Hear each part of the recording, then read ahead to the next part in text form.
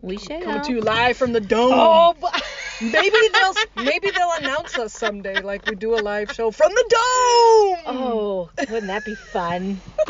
Oh. All right, well, here we are, live from the dome. Live from the Red dome. Wine and Chaos. Red We're Wine and pulling Chaos. a cat and nat today. And it's not the Silver Dome. That bitch is demolished.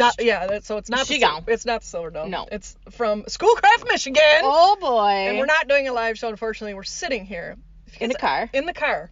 Because we're moms. This is true life chaos. This is what life looks like. We're trying to plan our fucking hectic ass holiday week, and it's like, how do we record? When do we record? Ashley's got to go to town on Wednesday. We actually are leaving to go. No, there goes my goddamn phone. Out of town on Wednesday as well. Then LeVar has sports on Tuesday, so Ashley's like, well, we'll come Monday. So we had this big plan to come Monday. Laura was gonna cook for me. I was gonna cook her some delicious Philly steak something that she's been dying to try, and then I get an email at the last minute that LeVar's new another sports conditioning sports night happening starting Monday. I'm like, holy shit, what are we gonna do? So I text Ashley and she's like, I'll come meet you in the car and we'll do it there. Well, that works. Here we are. Pulling an old cat and nat. And recording in the car. If we weren't responsible moms, we certainly could have brought a wine bottle to do a wine review. If we weren't 90% of the time responsible moms, because we did just go to a holiday parade. Which was so much fun. And bring those mimosas traveling with us. Yeah, Bloody Mary moms. Or Bloody Mary moms. Bloody Mary moms. You saw us. No, but this what sounded like a fantastic idea as well. Bloody Mary moms this weekend, which was so fun because that's something that we used to do every holiday season. Although back then we could not travel with them. No, when we say new. travel, walk down the street like open intox in Kalamazoo. It's like you're in Vegas. It's like they're encouraging us. And you see there's the other Bloody Mary moms or Bloody Mary parents, and then there's the ones who are like, God damn it, I wish I would have thought of that. I know, people were like, oh, that's a great idea. We're like, Burdix, right there, go get one. Yeah, and they're mad because they're holding their kids' hot chocolate. We put ours on the floor. Yeah, sorry about your luck. We got these Bloody Marys. So we had a great holiday parade, although we didn't last long. No. And John saved us and said, I'll stay out here if you guys... Bye! Sold. I wish y'all could have seen Ashley's face. I swear to God, that shit was priceless. It's me, she's in the middle, John's on the left, and John says, well, you guys can go... We're going to have lunch after the parade was over. And he was like, well, you guys can go get a seat, because we're talking about it's going to fill up fast, because it always does. It gets packed every year. And, well, you guys can go get us a seat, and I'll stay out here with the boys. And Ashley's facing me when that happens, and then her eyes get big as golf balls, and she was like, okay. And then she goes, I'm not going to turn around. I can't turn around because I can't give him a chance to change his mind. She was like, let's go. Turn around, Laura. Walk the other way. What the fuck are you looking at? Let's go. That was hilarious. So because we are, for the most part, responsible moms. No wine. There's no wine review today, although I did stop at Bigby, and I'm addicted to these cookie butter cold sweet foam cold brew coffees. I'm addicted. They're fucking delicious, and it's 6:45, and I can't have one. So Ashley texts me and says, I'm stopping at Bigby. Would you like something? And I was like, as much as you know I would. I can't have caffeine after 1 p.m. because I'm geriatric, and I'll be up all night. When's it going to wear off? So I can't have any, although I did take a sip, and it was delicious. It's so good. I will say this. I stopped at Starbucks when we left Burdix the other day to try that. Theirs is like, so it's not, they don't have cookie butter. They got sugar cookie. Oh. It's not the same. However, it was good, but it was not as good as that. No. I didn't think so either. No, so I'm going to give, and no shade, Starbucks, but you're going to have to take 2 stars on this.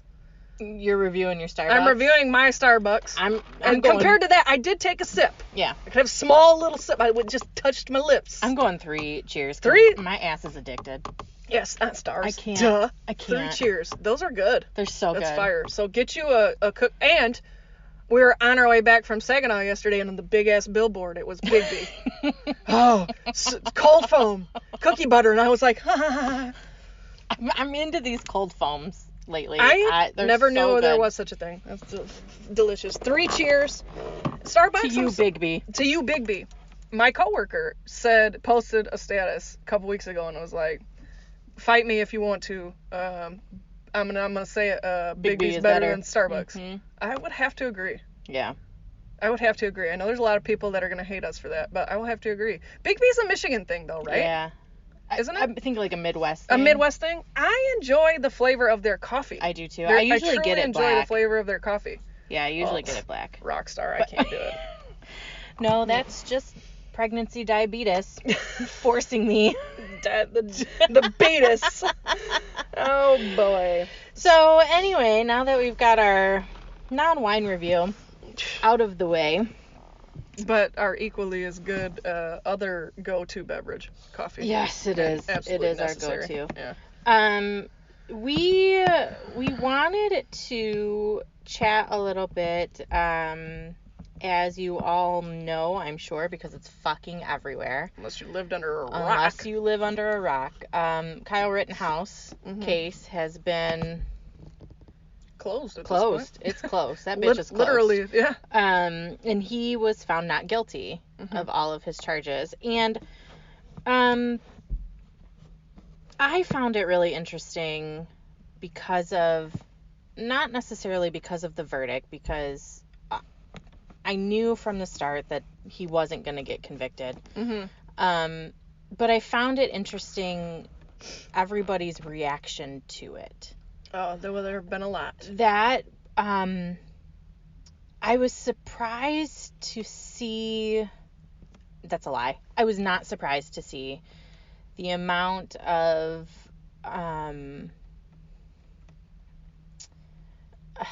like sheer blinders that people have on in regards to the bigger picture of that verdict. What are your thoughts? So, and I agree with you. I cannot fully grasp. I'll say this. It is unfortunate, I think, sometimes depending on where you are raised and how you're raised and, location and everything. I'm from a very small town. I'm from the type of town where you hear comments leading in the direction of what you and I are talking about, right? I actually did see somebody I went to high school with. I saw a few of them, and I'm not calling this particular person out, and I would never say names or anything, but I saw a post something along the lines of,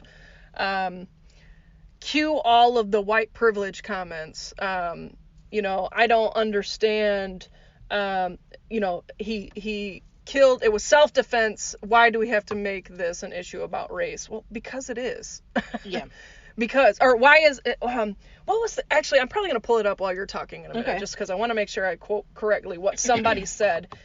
And I thought to myself, it was almost one of those times where I commented, and I've talked to you about this before. I typically don't. I'm somebody who reads and kind of scrolls, because there was at one point where I said, there was one point where I posted something back, I think it was when it was the George Floyd case. And, I had people from my hometown especially coming for my head, based on my thoughts on what I shared and what I believed. And I specifically said, if you don't agree with me, you're entitled to your opinion, but stay the fuck off my shit. Yeah, move on. In a nice way, right?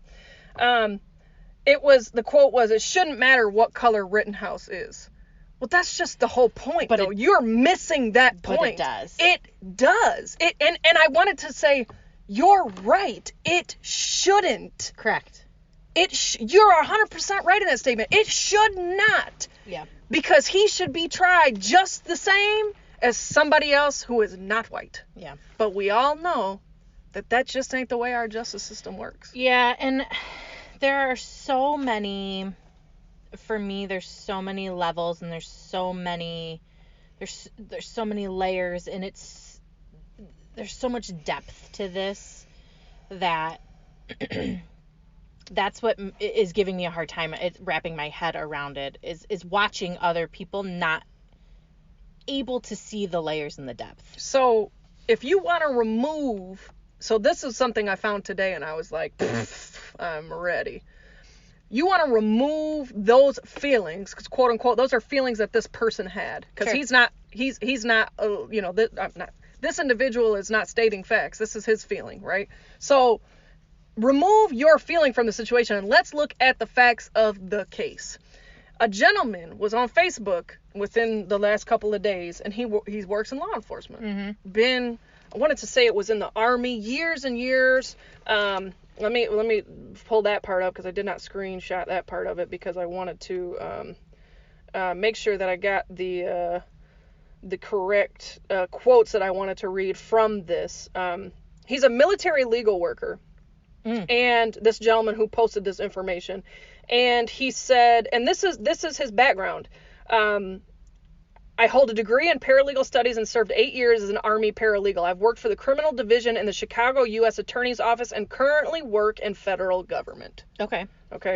He states, this is what I do for a living. I'm not pulling this out of my ass, and my knowledge is a culmination of working in the field and being passionate about justice for 16 years. So this man has 16 years of experience and knowledge in this, and he just dropped bombs of facts on what happened truly in this case for him to be truly tried and convicted in some way, shape, or form. Whether that's not first degree murder. Sure. You know, what if it's the fact that he didn't get an illegal gun charge, in my opinion, I'm like, bro, really?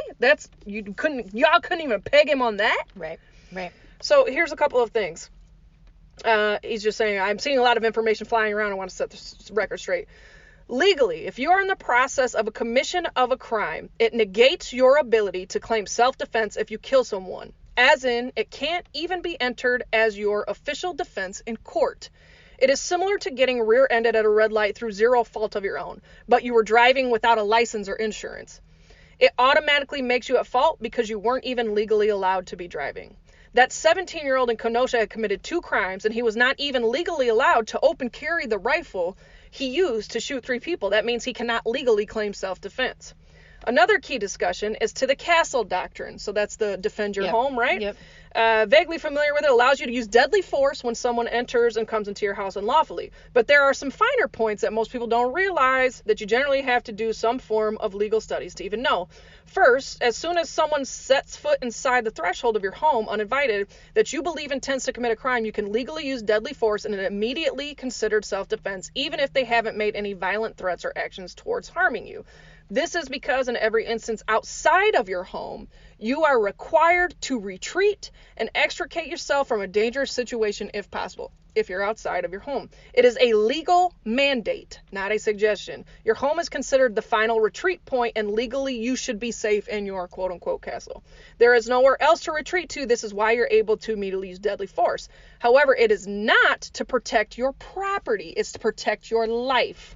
And once the burglar, for instance, has left your home, the threat to your life is no longer considered neutralized and deadly force is no longer authorized. So if the burglar runs out the door and down the street, you're no longer allowed to shoot after them because they're not threatening your life. You call the police, you file a claim, da-da-da-da-da. While you're out in public, this means a lot of things, obviously. It means that there is far more scrutiny and boxes that must be checked in order to claim self-defense. You must be in imminent danger of losing life and limb, getting into an argument and feeling scared, or being punched by an unarmed person, not likely to be a situation where deadly force is authorized. You must retreat. If someone shoots at you or pulls a knife on you in the street, that's deadly force and can be met with deadly force. But if the person is unarmed, you cannot shoot them because you're afraid of a little scuffle. That is why Rittenhouse illegally shot the first protester. And it is one of the many reasons it cannot be considered self-defense. The man threw a plastic bag with trash in it at him and missed, and Rittenhouse shot him. He chased his victim and instigated a fight by brandishing and flagging people with his rifle because he is an untrained idiot with a gun. The protester was not a threat, and even if he was, all he had to do was retreat back to the police line. He rushed at protesters with a gun drawn to pick a fight, and people are acting as if he was just there to keep the peace. He fired into a crowd, and it's a miracle he didn't hit more people. More people that hadn't thrown a plastic bag, more people that are just trying to protest police brutality, which is a real issue in this country. And then, when he did finally run away, some more protesters attempted to subdue him after he had already murdered someone. He tripped and shot 2 people trying to stop him from shooting others. The fact that the police didn't arrest him and take him into custody right then and there, even if they suspected it could be self-defense, is a grave issue with that police department. I could further dissect this situation, but for now I'm going to end with people passing around misinformation about the victims being criminals, so they deserve it. So, anyways, he then goes on to dismember other, myths about the criminal records of the people who died and so on and so forth. But I find it interesting, too, that you say in there, or he says in there, right, that they're passing around that information about the criminals, quote-unquote criminals that he shot, right? Wasn't one was one a sex offender, or was one alleged something? Alleged, the one that they said was a rapist of young girls, it wasn't the case. The other one had some charges pending, I think, but it was like an ex-girlfriend, and she was not underage. She was, and it hasn't yet been proven. It's not to say it hasn't happened, but it's alleged, yes. So, the other interesting fact, and the more I sit here and I think about this and you and I and this platform, and I'm trying to think of like the bigger picture, right? And all of the doors that this will open, but not all of the doors that it should open. Right. So there's I wish I had found more information on her. Her name's Crystal Kaiser. She is, I don't know if she's still in jail or if she's out on bond, or she's being held somewhere. I think she's in jail awaiting trial because her sex trafficker and rapist, she got tired of it and she killed him. Is she the one that's out of Kenosha? Yep, out of Kenosha. Okay. Same police department, out of Kenosha. And she is not, the self-defense thing is not there for her. And Crystal Kaiser is a young black woman. How many women, this was another point I saw today, how many women are there in jail right now for killing their abusers, their sex traffickers, their rapists? That was the same thing. That's like Centoya Brown story. Yes. Yeah. How many women are sitting in jail for self-defense, watching as a young white man gets to go free because of self-defense? Now, I know that the laws are different in every city, every county, every state across the country, and so self-defense is not the same in one place as it is in the other. However, when things like this happen, it changes the precedence, and it changes the way things should be viewed. Yeah, it changes the tone. And that's my fear, is that it's not going to be changed for the better. Of course not. It's going to be changed for all of these other young white men who can get away with anything. The Brock Turners, the Kyle Rittenhouse. I mean, every time it's another notch. It's another notch of a failed justice system, or in the right person's eyes, the white person's eyes, the right white person's eyes. It's another success. Oh, he was defending himself. It's crazy how the narrative is also painted for brown-skinned folks versus white folks when something like this happens. So, Kyle Rittenhouse, from my understanding, somebody had started a GoFundMe and they raised a massive amount of money for Kyle Rittenhouse because he was deemed damn near a hero, right? To go brandish a illegal firearm, a assault rifle. Yeah. You don't even have no business fucking having that. How did you get that? Right. That's illegal. That's a whole illegal gun charge. Right. In addition to that, it wasn't a family business. It wasn't any kin to you. And you traveled to another city to go do some shit you ain't had no business doing. So that was another thing. And you're walking away with your life untouched. Is untouched. And then, oh no, it's really not. He's gonna have to imagine what he has to. That was his choice to go do that dumb shit. Well, and there's congressmen giving him internships. Right, but Congress. But exactly. Because it's who were funded and run by. I just saw today that Ted Nugent wants to give him a lifetime supply of ammo. Oh, I'm not surprised by that whatsoever. It doesn't. It's fucking wow. That's such a slap in the face. Like that's like foul. But it's just it's disheartening. It's the words I said is that it's a gross misrepresentation of what the justice system should be. It is not justice for all. It is justice for some. It's this justice system created by white men, run by white men, for the white man. It's not for all. This country is not equality and freedom. It's not. It's not. If you don't look the same as the people running the fucking show. It's just not. It doesn't work that way. And so, I'll say this. I had a conversation with my dad about it. My dad is from a very, very small town. Very small town. Smaller than, like same area where I was raised. Old school values. Politically, however, is very, very liberal for his age and his demographic and where he was raised. Completely, like his favorite president, Barack, was his guy. I know.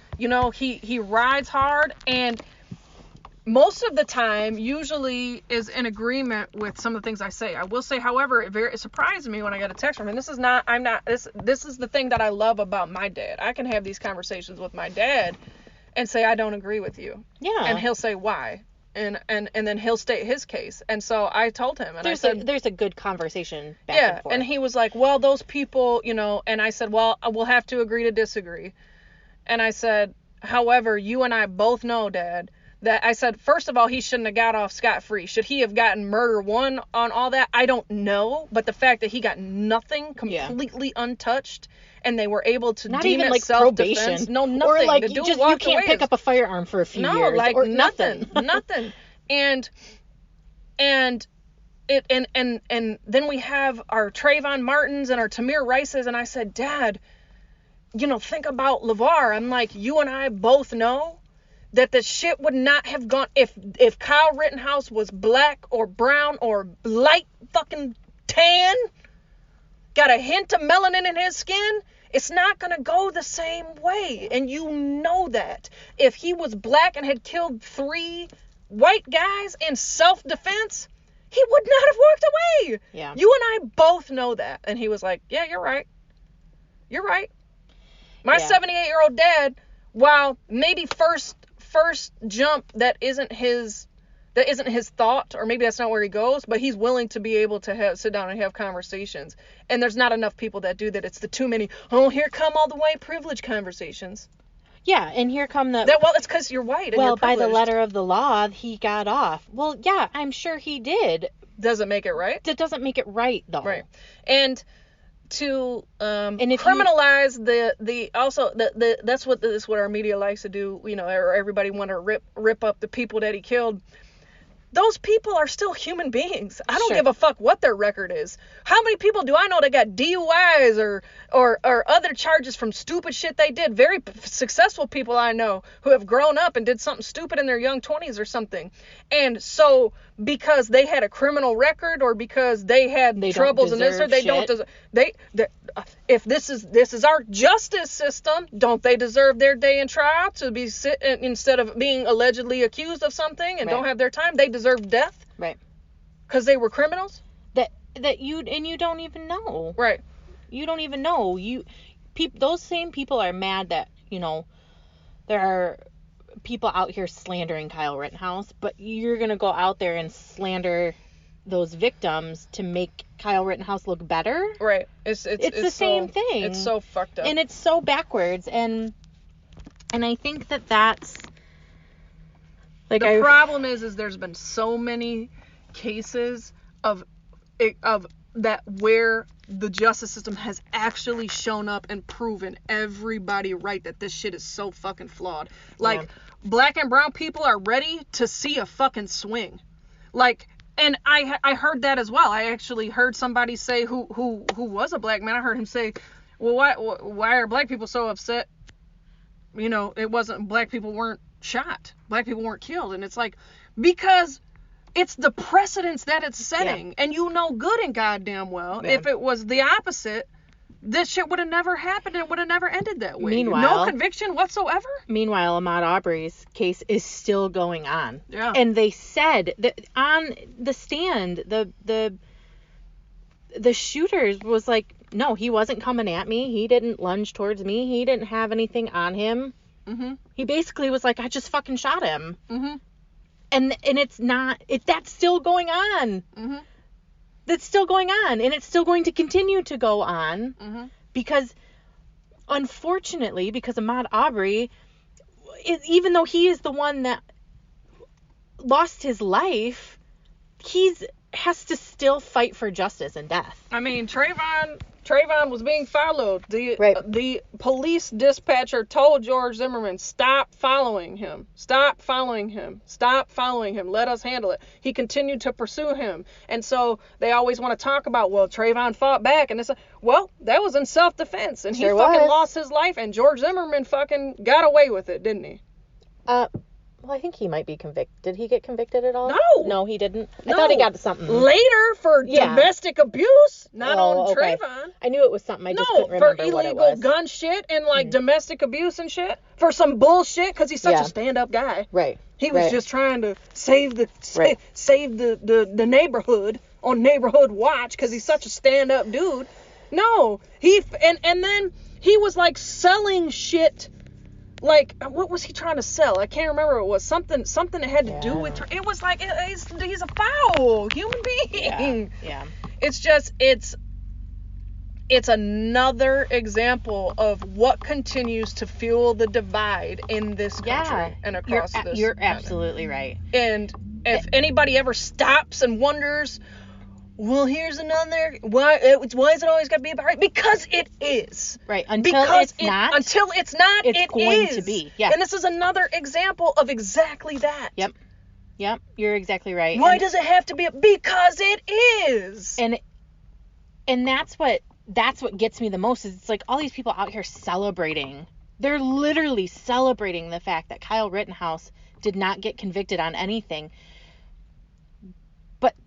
That's the problem. You're part of the privilege problem. You're part of the unable to see the bigger picture and what this means for everybody. The future, for everyone. For my child. You know, and that shit gets and if you and the problem is when you do get to live in privilege, you can't see the connection. You can't see the parallel. You can't see the impact because I understand that you don't live in it. And I get that. I totally understand if you're not exposed to it, there can be challenging times where it's like you don't get it because how do you understand? For me, what it is be willing to open your ears and your mind and your heart and have a conversation and have a tough conversation. Well, yeah, have a tough conversation. You got to be able to see outside of your own box. And it may not align with what you know, but yeah, for the betterment. And here's the fucking humdinger about this particular individual. Nephews that are biracial. Brother-in-law, black man. How?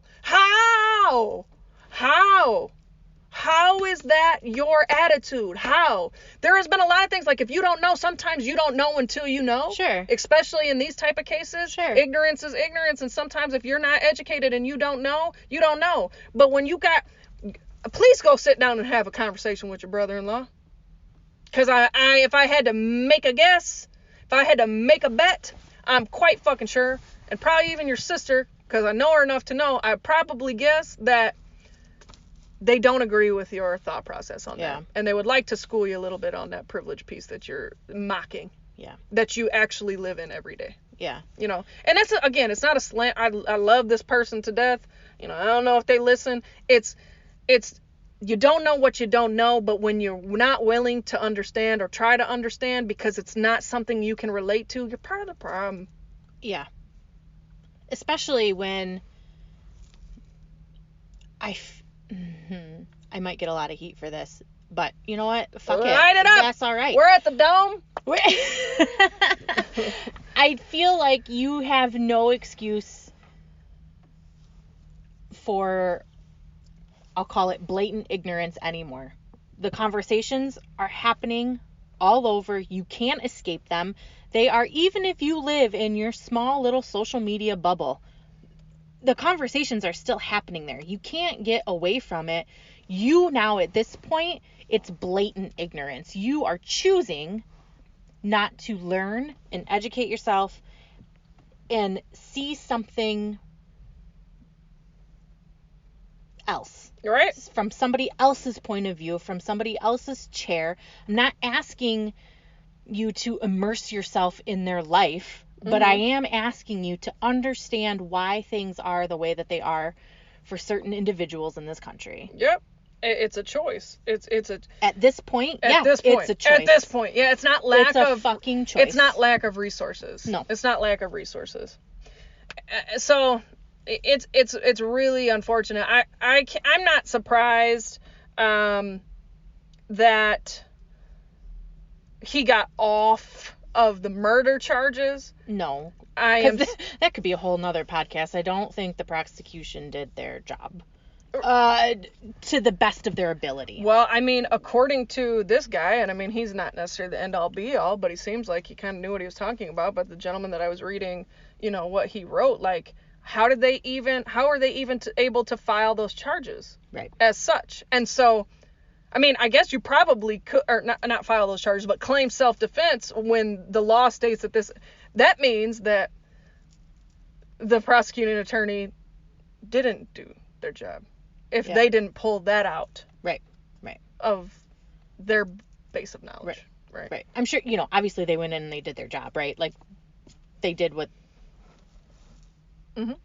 They did their job. They didn't do more than. And I a couple other things that I read were like, this could have been differently if they didn't enter in such aggressive charges, right? Like if maybe they did involuntary manslaughter rather than intentional or voluntary or whatever it was. I don't think it was entered in as murder, but intentional or voluntary manslaughter. Okay. They would have done involuntary, right? Then and that's just an example, but things may have been different had that been the case, but they didn't do that. They went for the gusto, and I think it came back and bit them in the ass.